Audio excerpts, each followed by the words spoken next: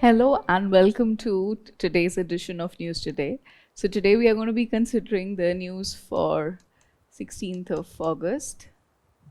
And this is going to be a compilation of some things which happened yesterday. So yesterday was our Independence Day, 15th of August. So some developments from there, some from today. We're picking that up for you in this document. Let me first give you an idea about the main things we will be discussing. So the main news of the day, there are a lot of announcements from the Prime Minister.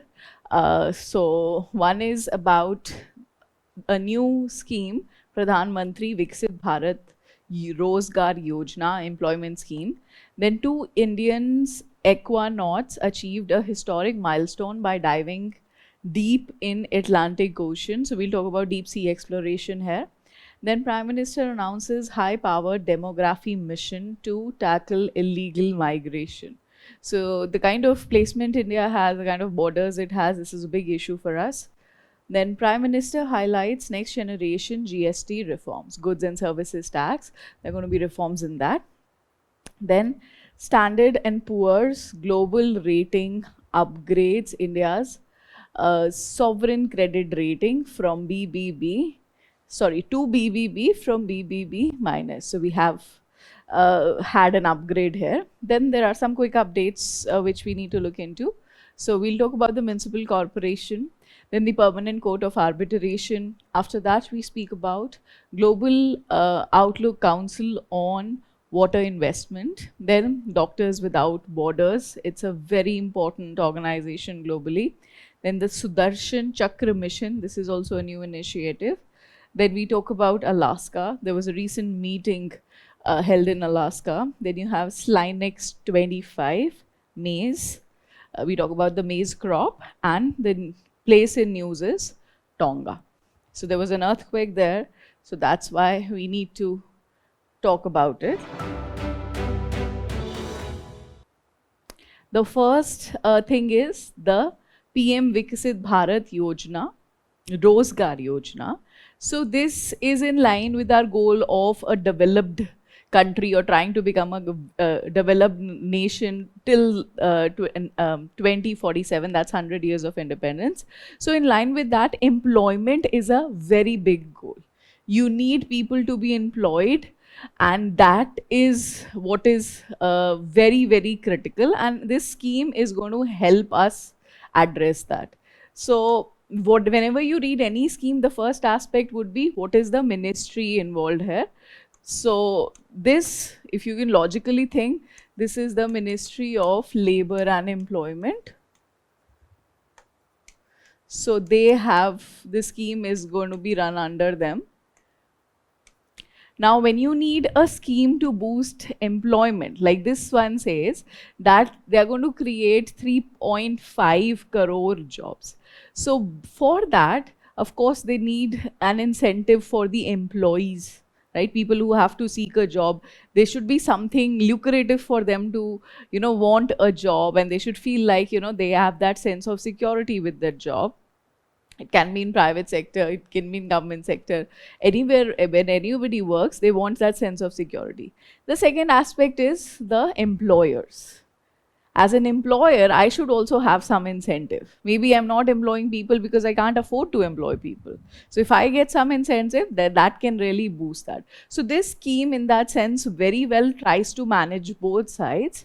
Let's see what is being done at the employee side. So part A, employees. So for employees, especially for first-time employees, people who are just started seeking their job, it's their first job, so they will be registered under the Employees Provident Fund Organization or EPFO, where there will be some savings done.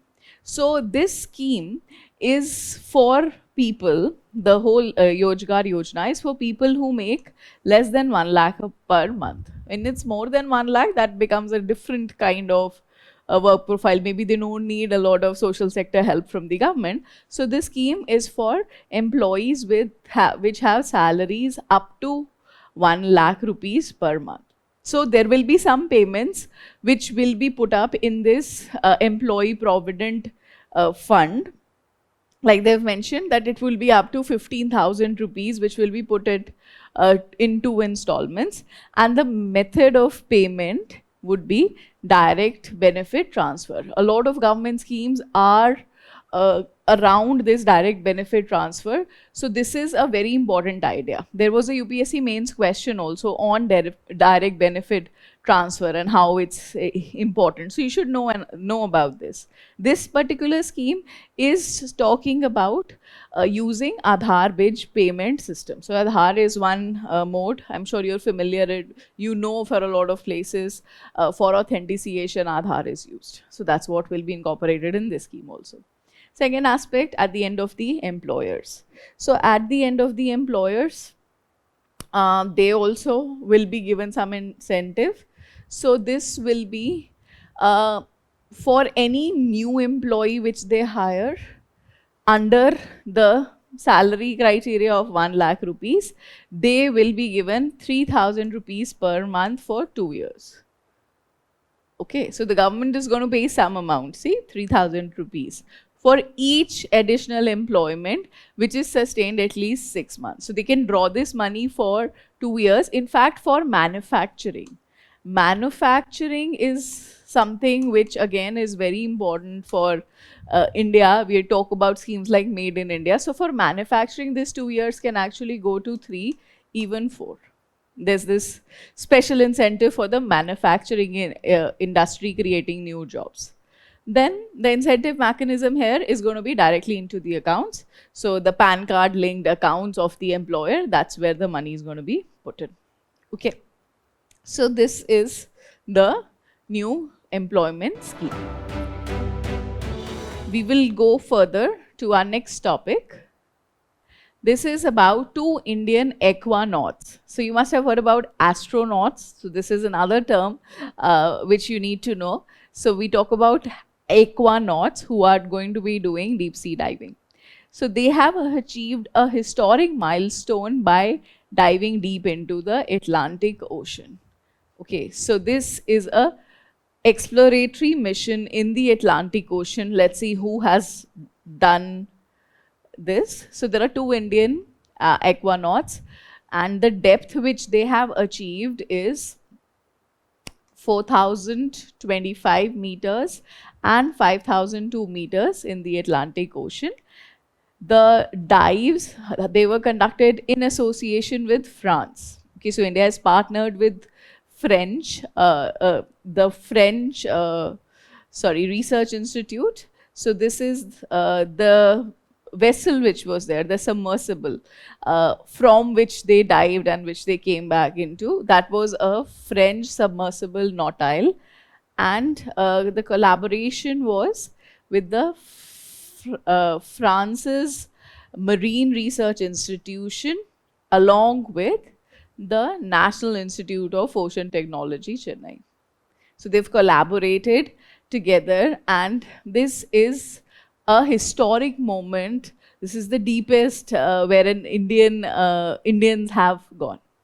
And in line with a future program which we have, this is a very, very important starting step.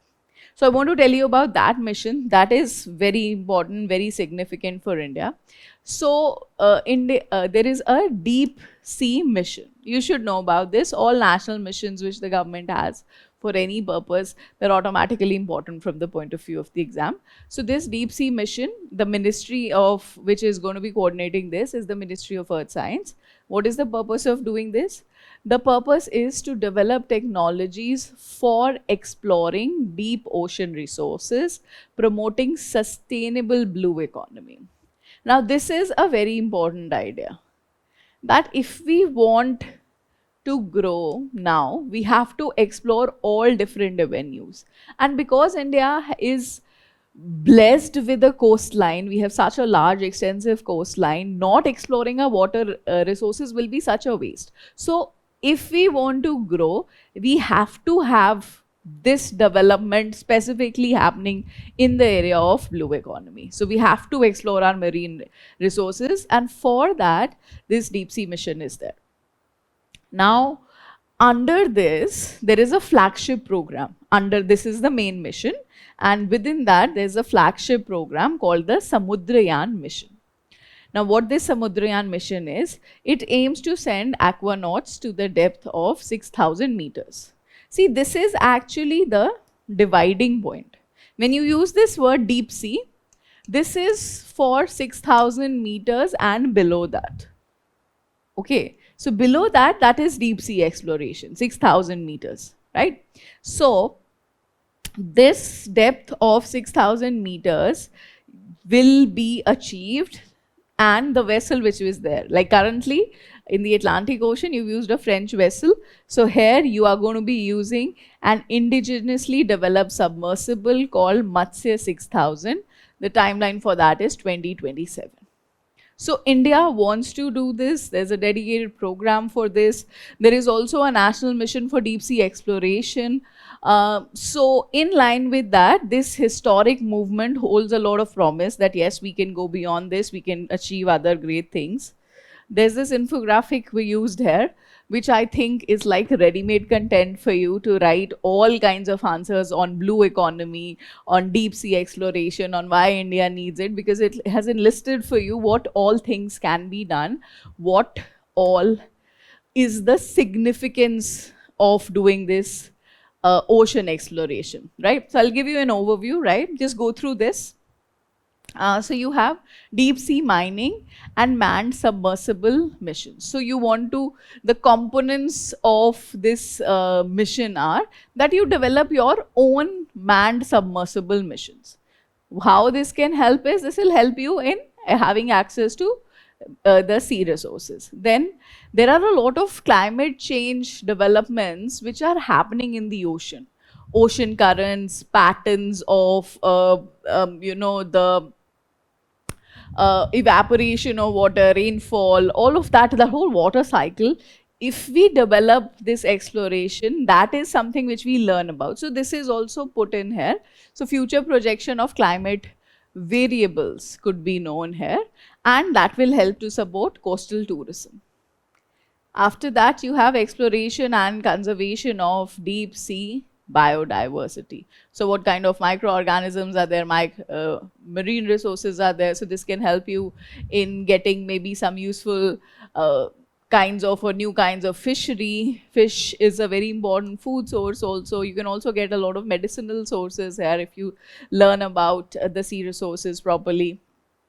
Then deep ocean survey and exploration. So you survey, you explore, we have those exclusive economic zones. So you need to be very thorough with that whole thing. What are the potential sites? You should have an assessment. Then energy and fresh water from the ocean. So you can have, like they've mentioned here specifically, ocean thermal energy projects, desalination plants. The ocean water is saline. If we can find effective ways to desalinate it, that water is usable. And the crisis of water could really be met at least in those places which are near the coast, if you have these effective desalination plants. So this is another part. Then advanced marine stations for ocean biology, on-site incubator facilities, research for industrial application. Okay, so this is your whole deep sea mission properly sorted out for you. Now we'll go ahead to the next topic of the day. This is illegal immigrants. So the area you can see which they've highlighted here. So you have India and you have these neighbors. You have Nepal, Bhutan, you have Bangladesh, and there these borders are not very well sealed. Okay, we have good relations with all these countries. So there are a lot of people moving in and around these borders. Like Assam is one state where potentially a lot of people from Bhutan, from Bangladesh have come, they've settled. So that is creating different kinds of pressures on our system. So thinking about that, the Prime Minister has announced the high-powered demography mission to tackle illegal migration. Okay, so this is the name of the mission, high-powered demography mission. Let's first go on to see what are the challenges here. Okay, so if you have migration happening, if you have illegal migration happening, what kind of strain does it put on your system? So first is the socio-economic and demographic impact. So here you have changes in demographies, the kind of people which live, the kind of language, cultural, all that influence with demographic shift, like in states like West Bengal, Assam, that's causing some local discontent. Then public services. I think this is one of the biggest problems. When you have people from outside also coming in, there is a strain on existing resources. There's going to be strain on the market. There's going to be strain on the food, the healthcare services, the education services, because resources are limited. And if you don't even know how many people are there, you will not be prepared for that. That's the problem with illegal migration. If you had legal migrants, or if you know how many people are there, accordingly you will prepare the healthcare system or the overall resources. But this is what is overburdening the whole system, the welfare schemes, all of that. Then distortion in the labor market. So this always happens wherever there is illegal migration. The same issue is faced by so many countries, that the illegal migrants, they will take low wages. That means they're going to take away the jobs from the local occupants. That's a big issue. Then there is land encroachment. People are coming from outside, they're going to live somewhere. So illegal settlers are there, encroachments are there. And sometimes the problem is that their practices are different from your own. Like maybe some foreign practices, rituals are there. So that will lead to some unavoidable conflict.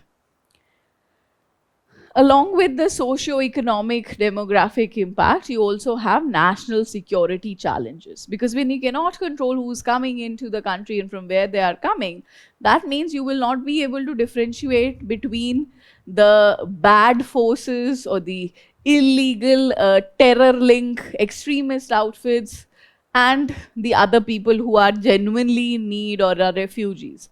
That's a big national security concern. Risk of extremist groups will be exploiting these vulnerable migrant communities. There might be recruitments which would be there on this line. Then border securities.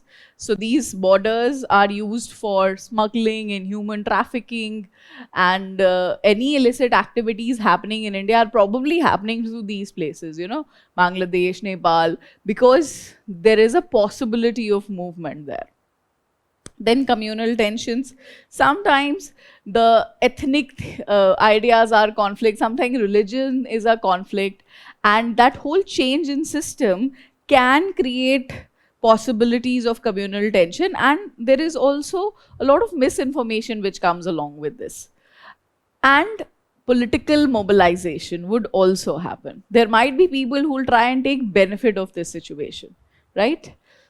Last point is political exploitation. Yeah, that's what I was saying. Politicization of issues may hinder effective policy due to electoral conditions. You might try some form of appeasement in that kind of a location, which is of course not healthy for democracy.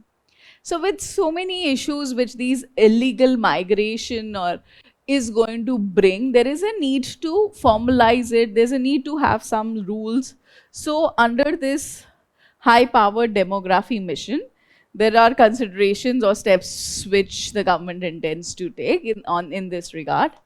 Let's look at some of the steps. One is, of course, you strengthen your border management. You track your borders, you know who's coming in, you know who's going out. That's the first thing. Then, as of now, there's no law for refugees. Okay, we don't have a legal framework for refugees. So maybe enactment of a law like that could really help have the whole system formally in place. And then accordingly, proper checks and balances can be brought in. After that, you have the idea, the government says that they're going to maintain a biometric record. Whoever is coming in, all the migrants which are coming in, you record their biometrics. They are going to be having an iCard so that you are in control, and any such other types of group, like let's say terrorist activity or some extremist group, they can also be eliminated through this process. Then for the citizens, there is going to be a conflict of who will be a citizen, or old refugees and new refugees. You might have come across some of those debates. So they want to issue a national identity card to Indian citizens for identification of citizenship, to identify, to differentiate between a citizen and a migrant.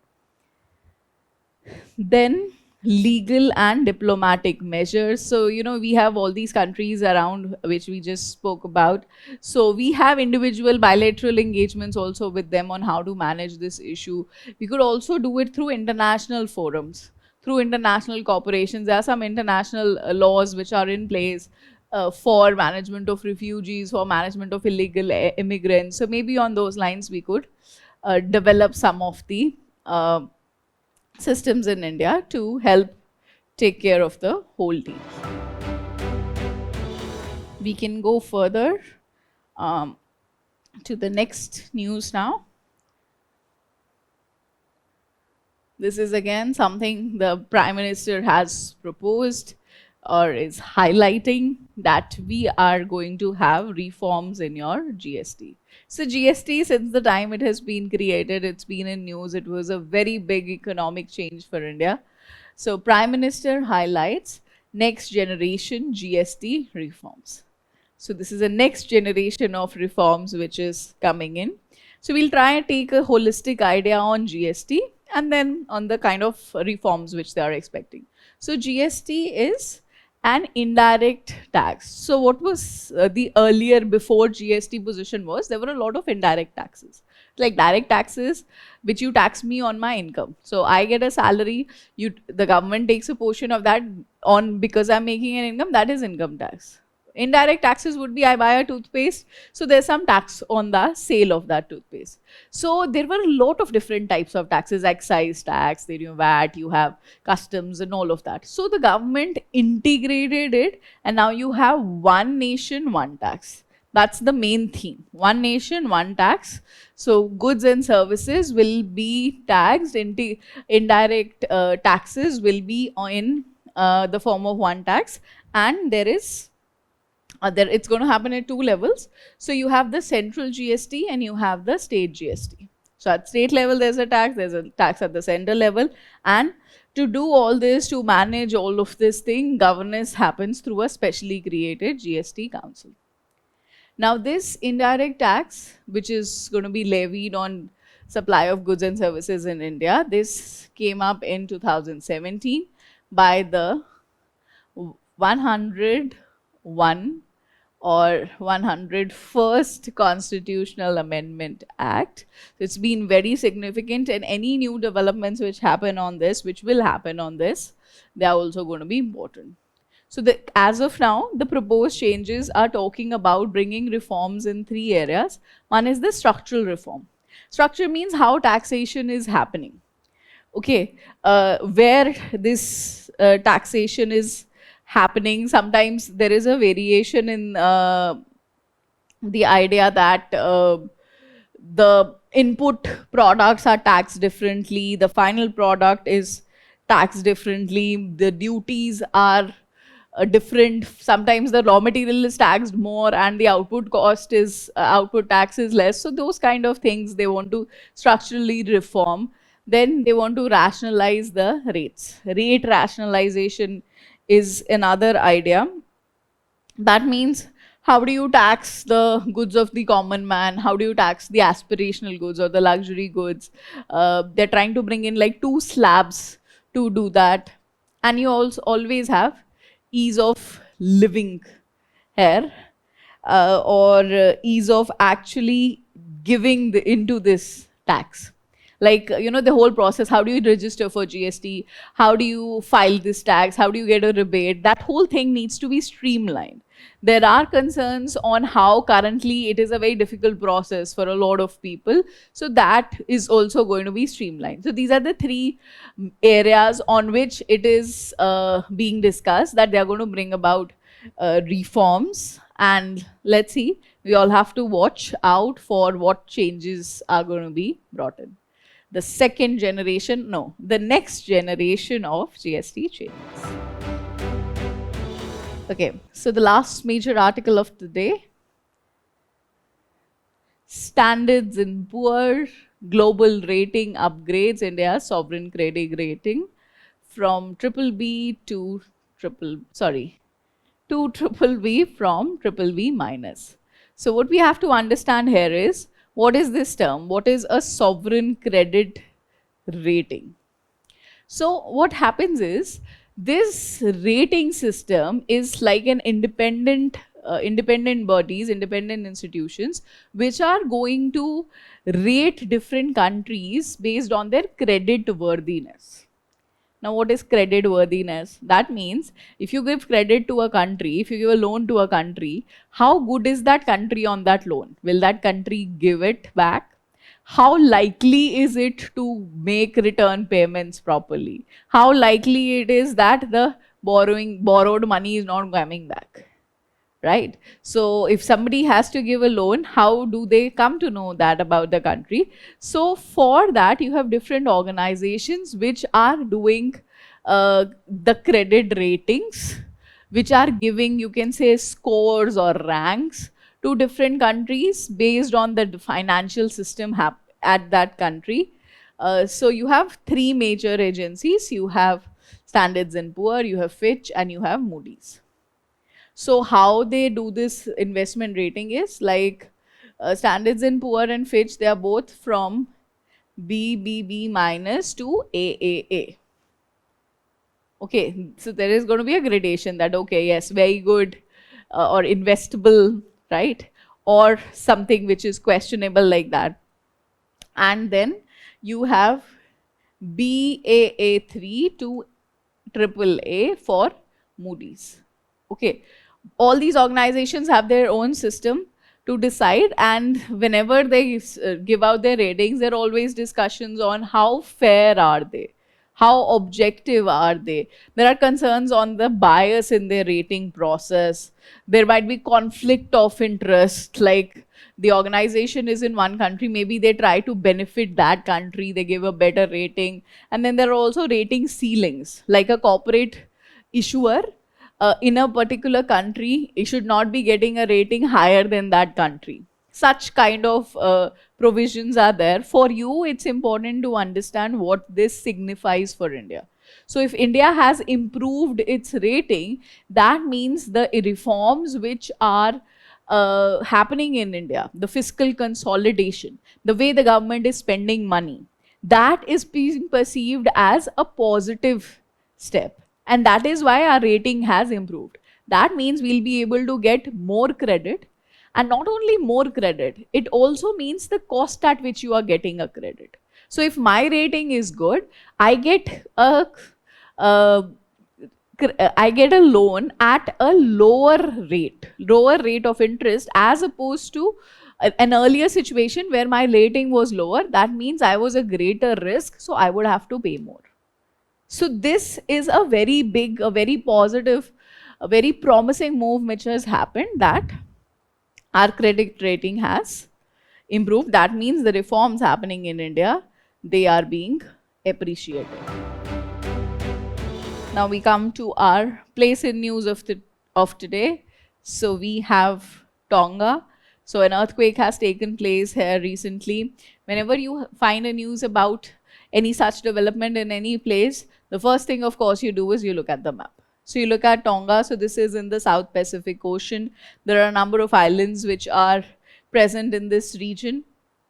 And you know, Pacific is prone to earthquakes. So there's this Pacific Ring of Fire. So because of that, you have some earthquake happening somewhere. But just pay attention to its location and the fact that it is a group of islands. So you should remember this for future.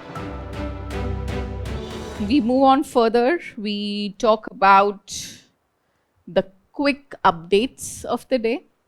Some small news, some things which highlight some key concepts, some terms, some positions which you should be aware. UPSC builds questions on that. So we have a number of those for you today. Let's discuss. So municipal corporation. I'm sure everybody's heard about municipal corporation. Why this is in news is because Supreme Court recently has asked the Uttar Pradesh government to consider converting the new Okhla Industrial Development Authority, or Noida, I'm sure everybody's heard about Noida. So Noida is actually an acronym. The full form is New Okla Industrial Development Authority. Now, this is an authority which is managing this city. So the city has no municipal corporation. But now that the city has expanded, so there is a need that there should be a municipal corporation here. See, this came through an act in 1976, but the situation now is much different, right? So there is a need for a corporation. Basically, the idea of the corporation means there's going to be an elected government. I'm sure you know that for your municipal corporation, there is an election which will happen. So this idea of local self-governance is invoked here. This is a very, very significant concept when it comes to decentralization of democracy in India. So Supreme Court says it's high time that you have a elected form of governance system, a local self-governance system for Noida instead of this authority which is controlling or managing the city.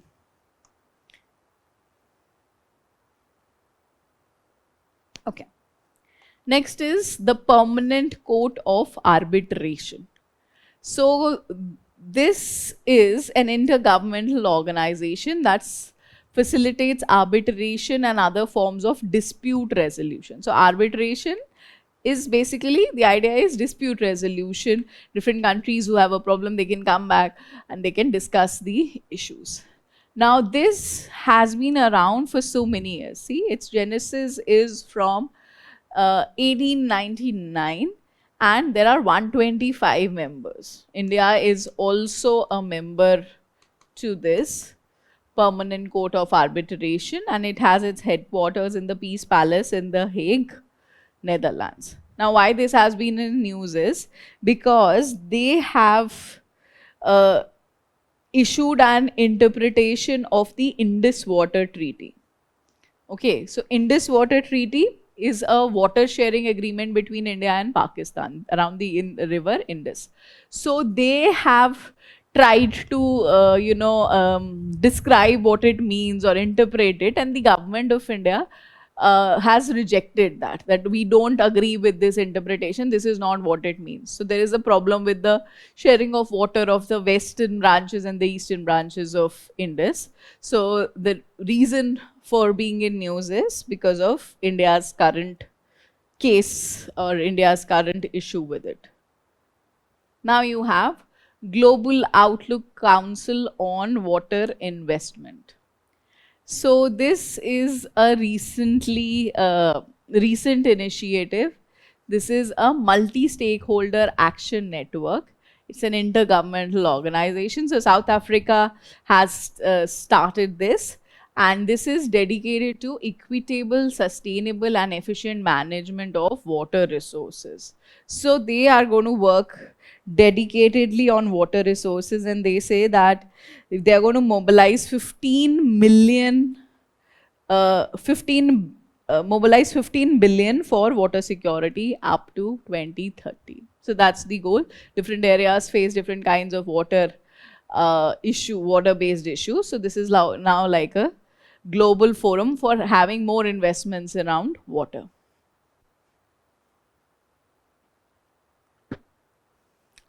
Then Doctors Without Borders. So what is this? This is an international independent medical humanitarian organization. So it was founded way back in 1971 in France in the wake of war and famine in Biafra, Nigeria. Now what they do is they have doctors and they are deployed in different parts of the world wherever there is a need, wherever there is a gap in healthcare. Currently, they have been in news because they are bridging those gaps in Iraq. They're providing healthcare facilities in Iraq. This organization has been very successful in the way it has been working. It's also been given the Nobel Prize for Peace. Now you have Alaska. So Alaska, recently President Donald Trump of the USA met the Russian president And because of that, this has been in news. And the topic of discussion is they're discussing the ceasefire between Russia and Ukraine. And that's why we are focusing here on Alaska. See, Alaska is close to Russia. So originally it belonged to Russia, then Russia sold it to USA. And this is the non-continuous part of USA. So in between, you see, you have Canada. This is a different country, but Alaska belongs to USA. This is one of the coldest parts of the world, right? Mostly under permafrost, so it's mostly going to be snow-capped. Going on further, Sudarshan Chakra mission. So today happens to be Janmashtami, so I think it's a very ideal time to talk about this also. So Lord Krishna had a Sudarshan Chakra, which was supposed to be a protective tool and also would be able to destroy his enemies. So based on that, we are bringing in a mission. This is going to be focused on the nation's critical civil and defense infrastructure by 2035.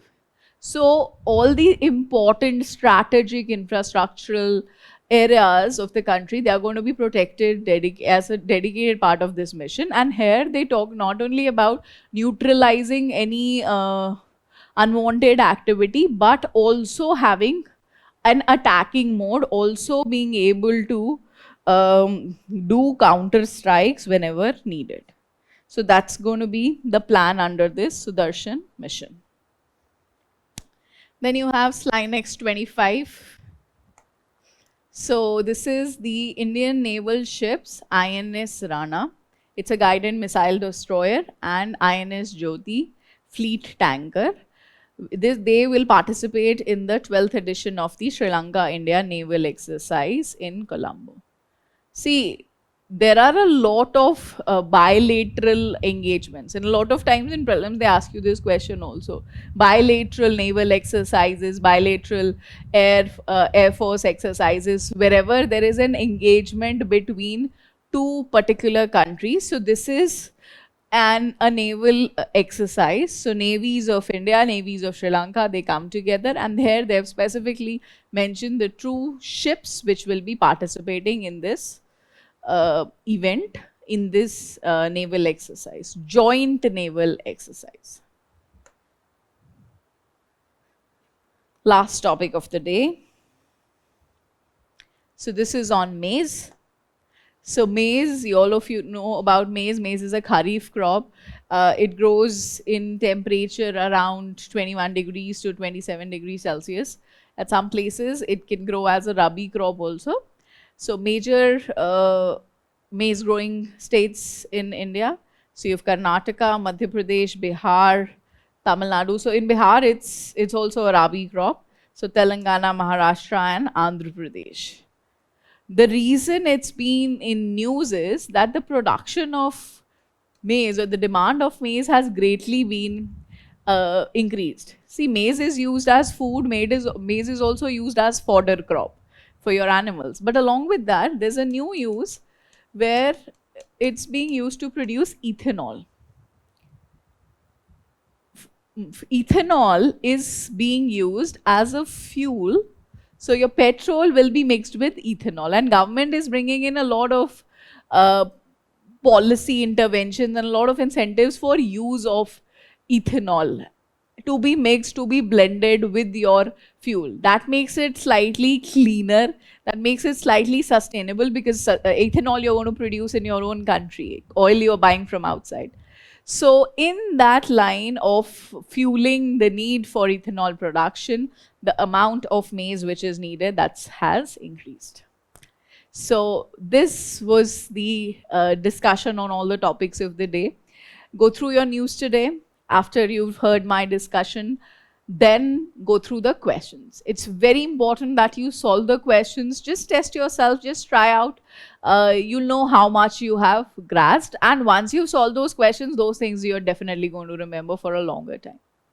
If you wish to read more about any of these topics, you want to learn more, you want to have more insight, you have the digital current affairs, which Vision IAS has brought in for you. So you can go to our website, access these digital current affairs. You also have further different types of navigations possible, which I'm sure are going to be helping you in your current affairs preparation. On that note, thank you.